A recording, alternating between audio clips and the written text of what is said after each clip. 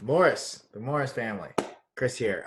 Greg asked me to get a hold of you guys. I called you a little earlier today, but I think it just is going to be easier if I give you a quick video. That way you can sort of see what I'm seeing. And so he said that he had some questions and about potentially, again, this is super low key, selling your place and moving into another one in the Three Rivers area. So, and then obviously there's questions about affordability, sellability. What does it look like selling in this current market? And then again, what does it look like in the future? And I think most people have this question in mind. I'm going to share my screen here. Share screen. Yes, that's the one I want you to see. There's me. I'm now in the corner. As you can see, there's some houses. Okay.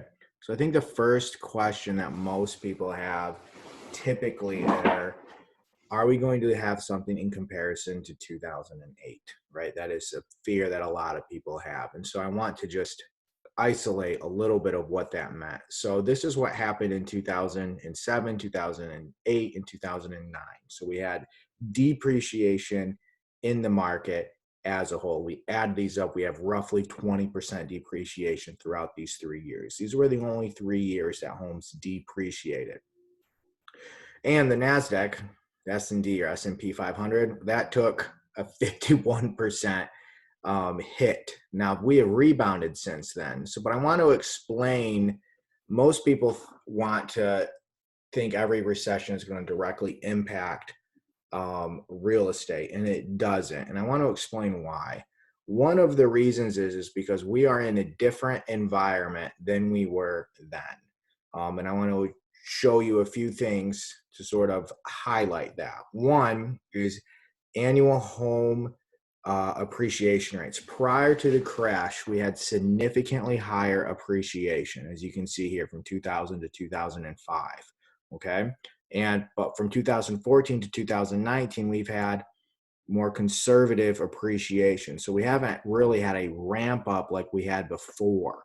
Actually, the lowest between 2000 and 2005 as far as appreciation is the highest, is less than the highest in what we had between 2014 and 2019. So we haven't had an explosion of appreciation like we had in the early 2000s. The next thing I want to talk to you about is mortgage availability. So in a sense, this comes from the Bankers Association. This is how easy it is to acquire a mortgage. As we can see in 2005, it was very, very easy to get a mortgage. They were giving them out like candy. And so the business practices of how people are getting mortgages have changed dramatically. Now it's come up some since 2010. Thank God it has, because they were disqualifying very qualified people, but it is nowhere near where it was. So next, I just want to show you how people treat their homes in comparison to how they had treated their homes, which led to the crash. All right. So if we look here, it says this is the equity. This are the cash out refis that people use for their house. And so we look, the total cash out refis was $824 billion. The amount of cash out refis we have now currently on the market, and this comes from the Mortgage Bankers Association or Freddie Mac and Freddie Mac, is 232 billion. So we're, again, significantly less. People don't treat their houses like piggy banks, which is how they used to treat them. Now, here's the other thing, which is really, this is probably one of the more encouraging graphs that I have. And so this is 53.8% of all of the homeowners in not Michigan, in the United States have 50% equity in their home or better. And we know this because 37% of all homeowners have paid their house off outright entirely. And then 26% have more than 50% equity. But so the majority of the people, which is kind of interesting. I mean, if this was an election, this would be a landslide election. Right? If these were your odds when you're going to the casino, you'd walk out of there making $1 billion.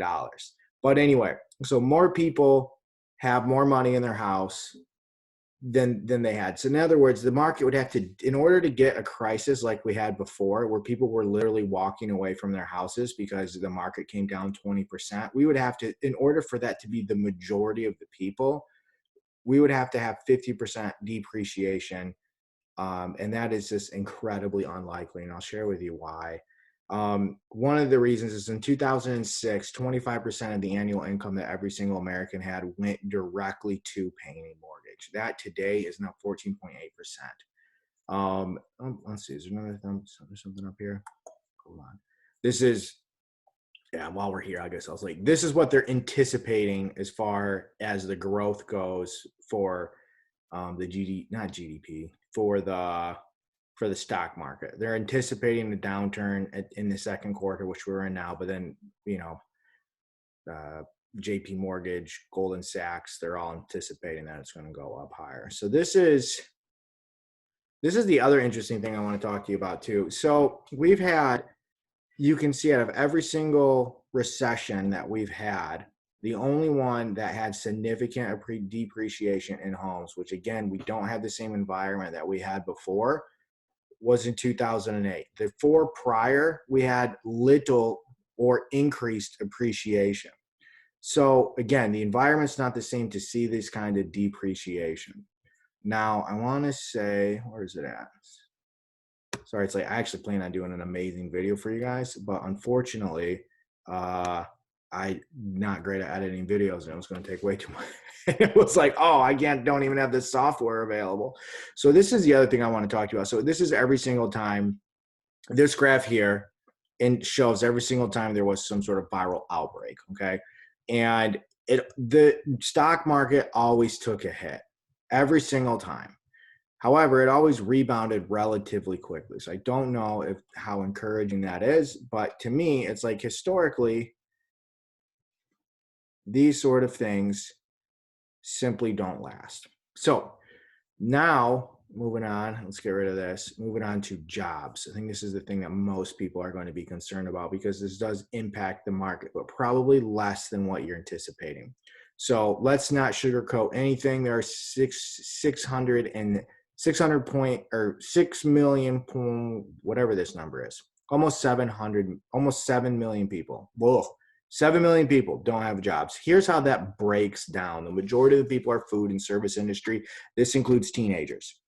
So I don't know what percentage this is, but teenagers are in this graph. So those are people who weren't going to be buying or selling homes anyway.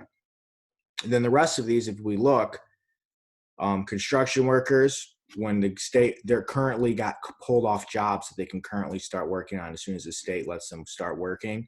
Healthcare, so we're talking receptionists, dental people, those sort of things. Well, they're going to go back to work, and they're going to need health, and they're going to need childcare. You have temporary services, so that one might take a hit for a while. Retail, that might take a hit for a while. Other industries, as far as like accommodation, like hotels, those might take a hit for a while. So, with that being said, most people, the restaurants are probably going to come back, but this is the breakdown, just to kind of give you some highlight on what's going on. I don't really know how fast these industries are going to come back, but I'm assuming a lot of them are, like, I would consider to be essential. Like, so I don't imagine them staying off any longer than they need to. Here's what the projection is for the near future as far as the unemployment rate. So Goldman Sachs is the one who generated this graph, or the numbers for the graph, and they're predicting as of in 2020, we're going to see 15% unemployment. And that's going to go down between 6 and 8, and it's going to continue to go down to right about where it is now, to 4%. So the theory is, that a lot of people have, is that unemployment rates are a direct contributor to how fast or how slow or how many homes sell. Well, that's not necessarily true. As you can see, here's the unemployment rates, and then you can see here's how the index and houses that were sold. Now, obviously in 2010, we had an issue, but we had several issues during this time. One of them was the inability to actually get a mortgage. It was really high for a while, and then it was not so great. So that was difficult. But they're not, they don't correlate in the same way that I think in our minds we think they do. So just because there's high unemployment doesn't necessarily mean houses are less or more sellable. And this is a graph which actually also brought me hope, which I would like to share with you guys. So this is the unemployment rate throughout, this is the unemployment rate between in the 1930s when we had big problems with the Great Depression. I was like 30 years. Oh man, I was 30 or 40 years. I was born in 86. That was before, way before I was born. But we had 25% at its apex. That's a ton of people that were unemployed. And the Great Recession, right, the one in 2008, which I'm very, very aware of, that was 10% in 2009. Currently, we're at 15%. And the prediction is by next year, that's going to be as low as 8%. So, or as low as 6%. And it's interesting that how many people we have actually employed given the fact of all of the stuff that's going on. So that's sort of the rough fringe work of what's going on here. Am I not recording? Stop recording. I am recording. Start recording, pause recording. Okay, I'm recording. That would have been terrible. So now let's talk specifically about your home. So this is really all about you. Here is your beautiful house. I'm going to move myself around so that we can better see the information available. But here's your house. Looks like you bought it with Gregor Richards. So good job, guys. I appreciate your guys' loyalty to our team. And then here's some pretty basic numbers. Now, some of these numbers obviously are going to be different given the new housing crisis, new ecosystem that the real estate industry is in. But before, as we can see by this graph here, as soon as I can find your K number, you were K. Portage City, K19. Okay. So K19, I mean, we're looking at houses selling within your price bracket. I mean, they're selling in 0.4 a month. So we got about 15 days on the market. That's changed. School district, we're talking about, again, about 15 days, maybe 10 days. Appreciation has gone up considerably, as you can see here in the Portage area. Portage school districts gone up considerably. So these are strong numbers. Now, it's interesting too, we take a look at this, since 2010, it's come up just consistently, pretty much everywhere across the map. So where are we going? And the next thing, so we have some rough ideas of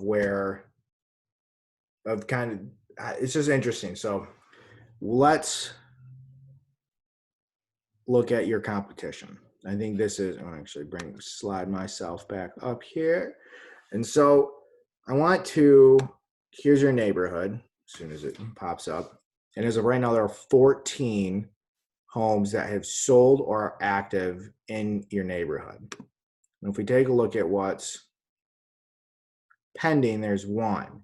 What's active, there's one. So in your neighborhood exclusively, there's only one house that has any competition with you. Why is this information important? Well, if someone wants to move into your neighborhood specifically, they're going to have two options: this house and your house if you decide to sell it. Now, we have one current sale. That means one house sold or is currently pending. And I looked at when it went pending. It went pending before all of the restrictions happened. But nonetheless, still pending. So if we look at what's sold in your neighborhood, we got 13. So roughly one per month is selling. I don't see any reason why that should necessarily change. Now, I want to focus on one more thing talking to you about your house. Now, when we talk about homes, most people talk about these things called comparables. Now, I don't like the idea of comparing anyone's house to anyone else's house. I feel like they're all unique and they're all different. although they have similar features in many ways, but they're still unique and different. So these are your, out of all of the houses, so if we take a look at the general area, I'll show you the map. We take a look at the general area, this big block here, there are 117 homes for sale, starting from the least expensive, which is $75,000, all the way down to the most expensive, which is $700,000. So we're obviously not competing against a $700,000 buyer, and nor are we trying to attract a $75,000 buyer. And so we want to find houses that were within the price range with 5 bedrooms, 4 or 5 bedrooms, 2 to 4 bathrooms, and get a rough idea of what's available. Well, if someone wants that specific criteria, we're really only looking at 3 homes. Now, keep in mind, we got brand new houses that are up for sale too, which is, I think, going to be somewhat challenging because you're potentially competing against brand new homes. But if you look at where they are, well, it's not. You got South, closer to Schoolcraft, Portage, the Comstock. So keep in mind, yeah, we're competing against newer builds, so we just got to be careful with the price point. Here's your stiffest competition. So we have this one, which I've actually been inside this house. Not updated. There's some significant. It's large, layout's weird. It's not staged. It's going to have some problems. This house I've not been in, for $245. And then we have this one for $185. Older house, comparable to yours.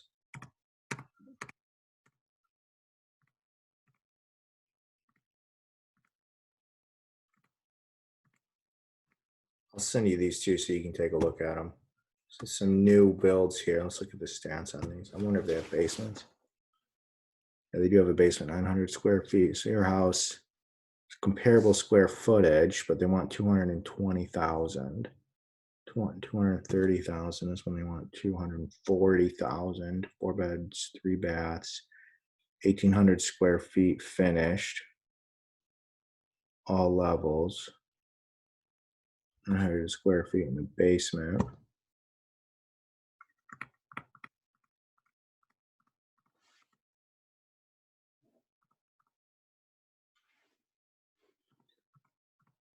It's newer. So let's look at, so interesting. So anyway, this is your competition. And so what do I think we could sell your house for? Well, I wrote that down, showing you. So I still need to see the inside of it. I haven't seen it in a while, but they're running through rough numbers. They're saying it's worth 224. The SEV is coming at you at $192,000. The SEV ratio. So what does this mean? Well, we basically take all the houses that are comparable in age, size, bedrooms, bathrooms, and we figure out, well, we take a look at what the SEV said they were worth in comparison to what they actually sold for. And what we're coming to is 220. And then price per square foot is coming in at 219. So from what I can tell, your house ought to sell for right around that $220,000 mark, unless there's something unique about your house. And it could be that could help it or hurt it, and it could be higher or lower. But that's what the rough numbers are coming in at. Now let's look. I'll look at this one a little bit more because this one is 5 beds, 2 baths, 2,000 square feet. It's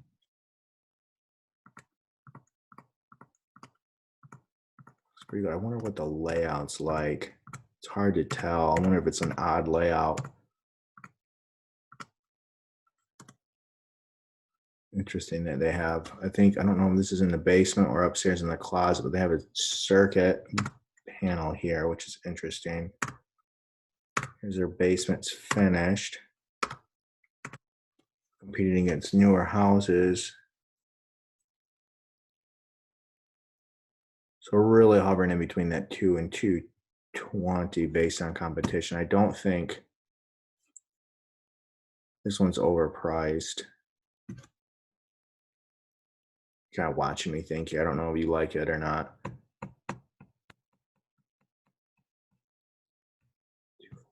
Yeah, so this is really, so what we're going to be hitting is in between these two houses here. We're going to be hitting in between this one and these brand new ones. That's the range we want to be in. So between 185, which I would recommend being higher than that, and between 230. So, and I'd recommend being lower than that. That's your given range. So anyway, that is what I got. So let me know if you have any questions. I think the next step too would obviously be to talk to you guys about what it looks like to purchase another house. So that's probably going to be maybe another video. But I'll give you a link to a mortgage company. You can just fill that out. They'll give you a pre-approval letter and they'll determine all of the things that you would need to have in order to get pre-qualified. And then they'll also tell you what your monthly payment, down payment, closing costs, pretty much every fee associated with purchasing, so you can know that up front. All right. Appreciate you guys. Get back to me soon.